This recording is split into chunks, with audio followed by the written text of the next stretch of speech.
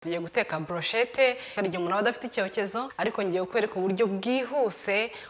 Dushizemo akayiko kamwe ka chapamandazi, akayiko kamwe ka paprika, ka beef masala, akayiko kamwe ka soya sauce light, akayiko kamwe ka oyster sauce, akayiko kamwe ka moutarde, amavuta utuyiko tubiri dutoya, akunyu gakeya aka na maggi imwe.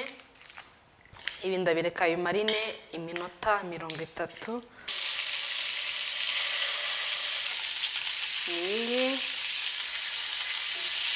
Baguteka ku muriro uringaniye muke cyane.